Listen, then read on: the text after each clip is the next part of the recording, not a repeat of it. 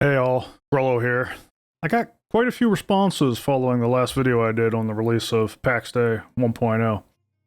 Some of them were questions, some critiques, some celebration. It's not every day that we get a new MMO launch. But today I want to address some of the questions and some of the critiques that I've seen from the comments in these videos, from Discord, and so on. And so that's what we're going to do.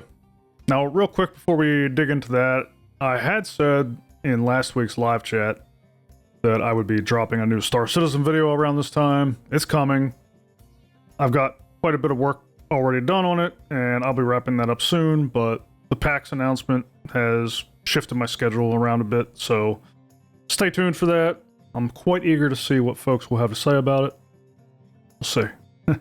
Now, on the topic of PAX 1.0, I will be doing 3 live chats leading up to its release on October 16th or 14th for you founders out there. I'm going to be doing one tomorrow, Friday the 3rd, and one the following Thursday on October the 9th. And finally, one on Monday, October 13th, the night before it releases to founders. Now, where I live, it'll be going live at like 6 a.m., so I won't be able to stay up too late, but that night I'll just be looking to hang out with anyone who's excited about it. It'll be a good time. Now, during tomorrow's live chat on Friday, the 3rd, we'll just be chatting about PAX in general, debating anything from this video or the last. We can talk shop, technical aspects of the game, gameplay, whatever y'all want. Then on Thursday, the 9th, we'll be discussing similar things, all things PAX, but I'll also weave in some information about our clan's plans for anyone interested. Maybe you're on the fence about joining, you want to come talk about it, or maybe you just want to come spy and take some intel back to your org. Either way, come on out for all of them if you can. Should be fun. And if you're not on the fence and you're ready to join up, come over to the Discord. Visit unhinged.gg in your browser right now and follow the links.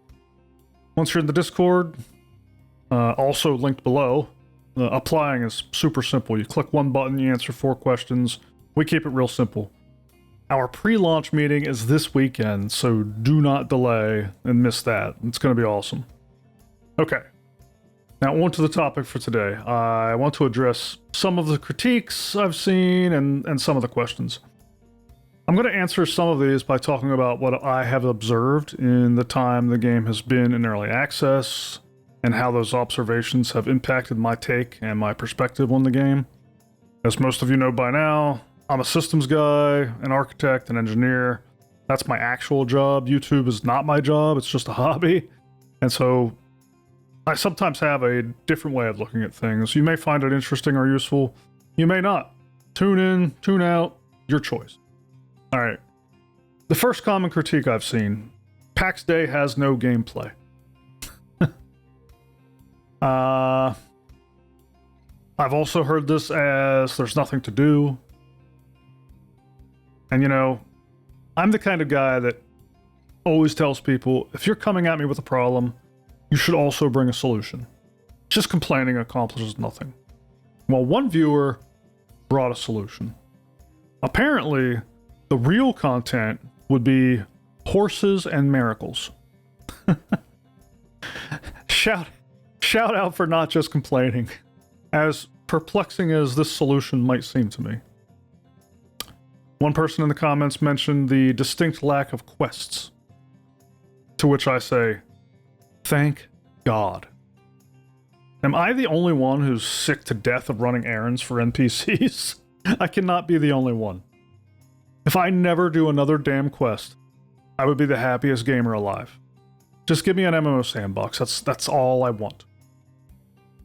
Now, as far as there not being any content, I don't know.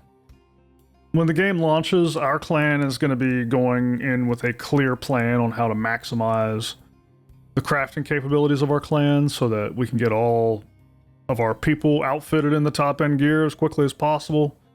To achieve this, we'll have people gathering resources, we'll have people farming ruins for gold and supplies and sigils. We'll have people managing market stalls and running trade routes. We're going to have builders erecting crafting halls and fortresses and outposts. We're going to have scouts out there keeping tabs on possible opposition. You know, we're going to need to move at a brisk pace and get our folks well equipped so that we can start farming the various dungeons efficiently, so that we can acquire the even rarer materials for crafting even better gear, so that we can effectively compete and do battle in Lioness, you know, the PvP zone, so that we can extract the top-end resources out of there in large quantities, so that we can further progress the capabilities of our expert artisans and the tools and the gear of our citizens and our soldiers. So, you know, all of that so that our presence in the market is felt. And the need for this endgame loop will not slow. Mainframe has a sensible design where tools and armor and weapons, they all wear out, right? They need replaced eventually. They'll break. So there's reasons for us to establish a constant supply of these things. These are the pillars of a thriving player economy, unlike other games which rely on constant vertical progressions and gear resets and so on and so forth to keep the economy from stagnating. The economy of Pax Dei is counter to that. And it's going to consist of a thriving constellation of markets and hubs and stalls, all player ran, all player created, right? And this is going to fuel content and gameplay in various emergent ways. You know, you may have to travel to a distant land in order to purchase that rare item that you need in order to finish the sword you've been wanting to replace, you know, the one that's been failing because you've just used it too much. But, yeah. Apparently there's no content here. This reminds me of the crowd that's always yelling, Star Citizen is not a game. And yet, somehow, some way, I have fun playing it. I gotta wonder, does it ever get old just shitting on everything all the time? And look, I'm not saying that criticism is a bad thing, but so few people try to make it constructive criticism, right? Even worse, they'll usually bundle the criticism with some troll language or something. And I say this as someone who's quite skeptical by nature, and as someone who delivers critiques and feedback on other people's work on a daily basis. That's part of my job. But anyway, I did get some reasonable critiques in the comments and chats, by the way. Not everyone's a troll. One person compared Pax Dei to No Man's Sky, wondering if they could pull off a sustained turnaround on public opinion.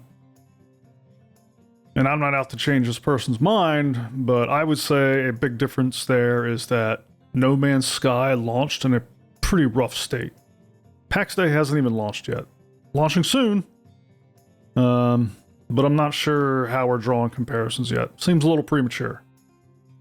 I would think that some people with those feelings are probably comparing Pax Dei's early access launch to some other titles like No Man's Sky, but Pax Dei's made considerable progress since the early days of early access, so if you're still basing your thoughts and opinions on that, I would encourage you to fire the game up, check it out. If you don't have the energy for that, like go watch some streams or some videos on it. A lot of people out there making them. Speaking of streams, following the third live chat I'm going to do, when the game does launch, I'll probably stream a day or two. This is something, if you've watched me for a while, you know I rarely do this, but I did stream the opening couple days of Ashes of Creation's Phase 1 launch. Something I enjoy in very small doses.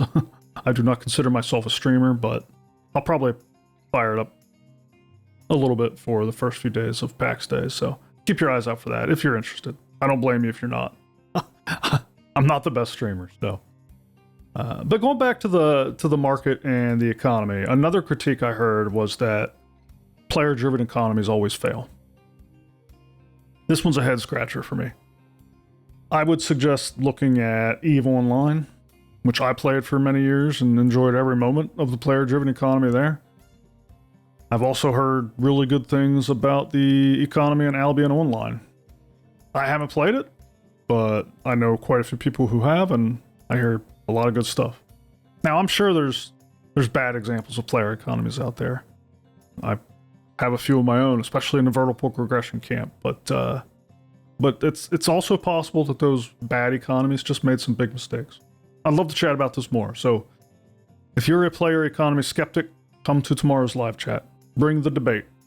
Or just jump into the comments below, that works too. Another critique I heard loudly was that Pax Dei is requiring a subscription. And that's a non-starter for people. Look, again, if you have watched this channel or many videos from this channel, you already know that I will staunchly disagree with this. I think we need more games backed by subscriptions, not less. I don't know how and when, as gamers, we shifted willingly from subscriptions to these horrendous in-game cash shops, right? Because you gotta choose. You can't have nothing. These MMOs that require this server infrastructure, they're not going to fund themselves. You can't do a one-time box price and then just play the thing forever. You need some kind of recurring income to power these things. And the in-game cash shops are not it for me. I don't know why we're okay sustaining games that way. This is one thing that will keep me in Pax Dei. The fact that they are subscription-based. There is no funding model that I know of that better aligns developer interests with player interests. Cash shops do not align our interest. If you're running a game company and you have to decide between a new game feature like, I don't know, a staff that casts fireballs, or putting a new carpet up for sale in the cash shop, what do you choose? Or even better, do the fireball staff and put it up on the cash shop for sale. Cha-ching! Now, contrast that with a game that only derives income from a subscription. Well, you're going to add the fireball staff to a dungeon or something, and that's going to give all of us more gameplay, more reasons to go do things, baked into the price of the subscription we're already paying. Wow! Wouldn't that be nice? You remember those days? Of course, everyone's entitled to their opinion on this topic. Everyone's situation is different. I understand that. For some young gamer at home without access to a method of payment, I'm sure that free-to-play sounds great. Let the folks with the jobs subsidize their game time, as crippled as it may be, because often that's another tactic, right? You cripple somebody's gameplay to encourage them to play, or let them pay for free but be miserable.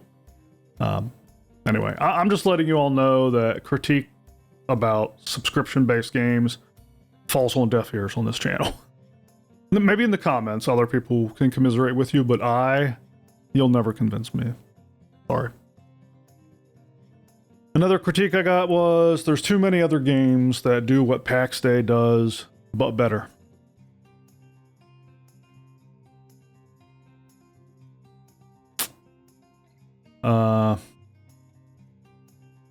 I'm trying to think of all the open world sandbox MMOs with player-driven economies and the ability to free build in the world. I'm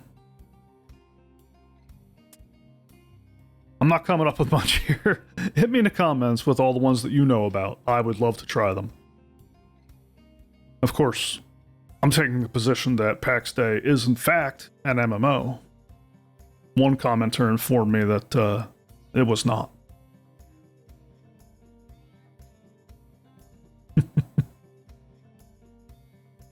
Okay.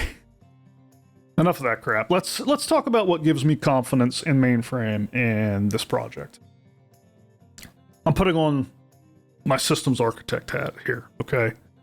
The first thing I want to bring up is how they handled breaking changes during early access.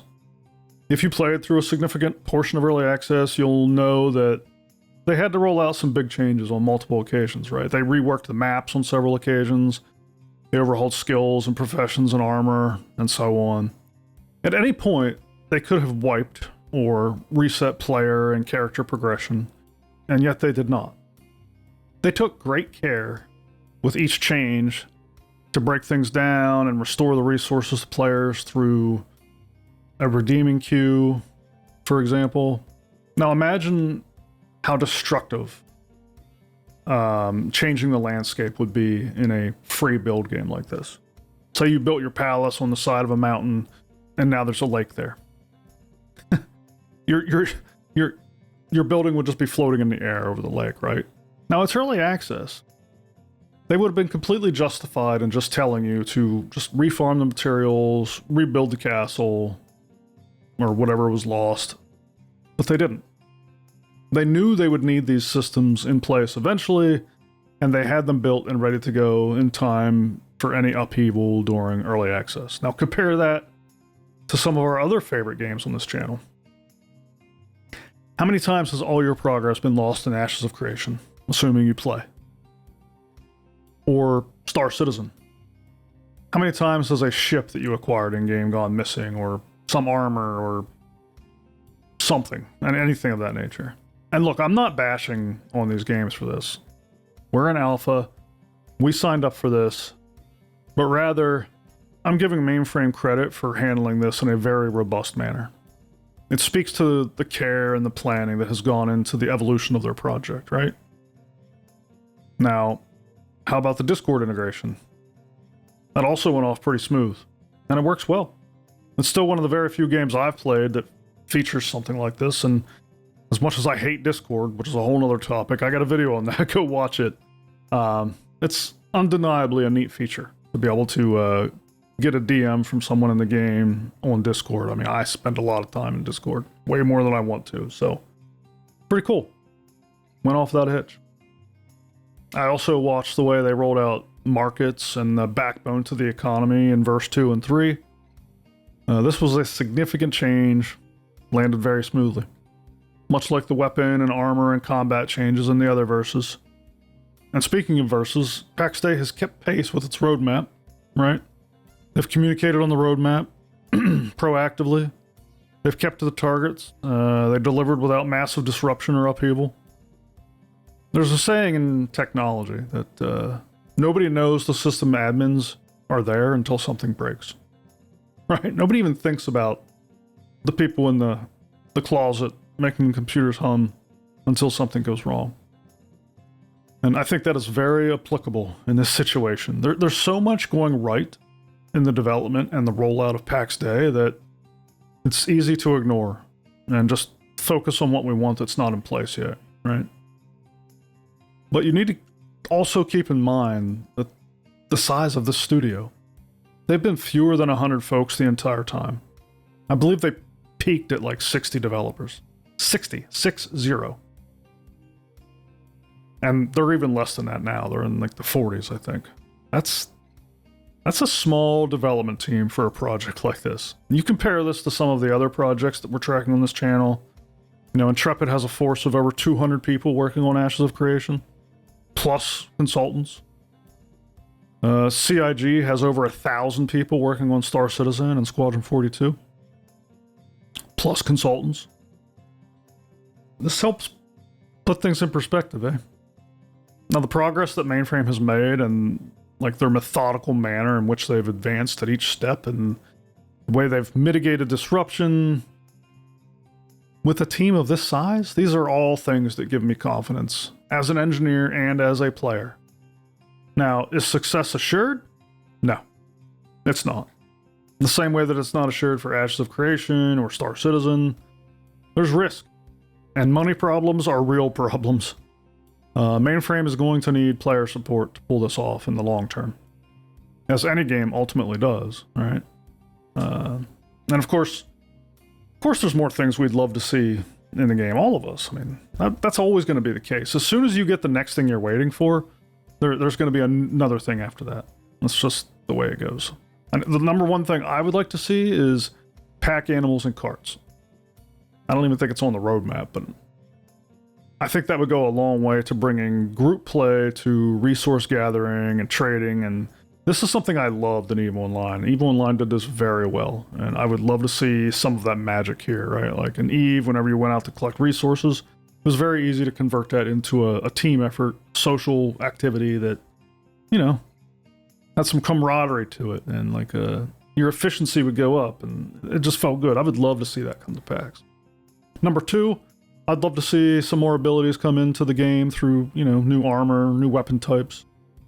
That'd be cool. Spice combat up even further. But the fact is there are plenty of things to sink our teeth into right now. We're looking at control points before the end of the year, feudal alliances early next year, and all the stuff I mentioned earlier about the gameplay right now, the things we are going to be doing on launch day that will carry us through. Mainframe has a great roadmap they're executing on. It's out on their website. Go check it out. I talked about it in the last video. I'm very, very excited about the things on their roadmap. And so, our clan and Unhinged, we're going to support them. We're going to invest in this game heavily. We're going to do our part in helping this roadmap to be realized and this game continue to grow so that we have an awesome world to wage war in, dominate markets in, and so on. If you want to be a part of a clan like that, visit us on unhinged.gg in the browser, or look in the description of this video for a link directly to our Discord. Again, applying is dead simple. Click a button, 4 questions. That's all I got. I hope this helps you navigate the never-ending avalanche of negativity out there. I hope this helps balance that out a bit. I am not endorsed by Mainframe or any game company. YouTube is not an income stream for me. I'm just here to give you some honest takes as a guy who's familiar with the tech industry and what this stuff takes. Again, live chat tomorrow. We'll be chatting about some of the stuff here. Bring your discussion points and let's just hang out. I'd love to see you there. I'd also love to see you in the comments below. I love the discussion on these videos. I read all of it. I respond to most of it. And I hope to see you in the Discord too. Until then, Grolo out.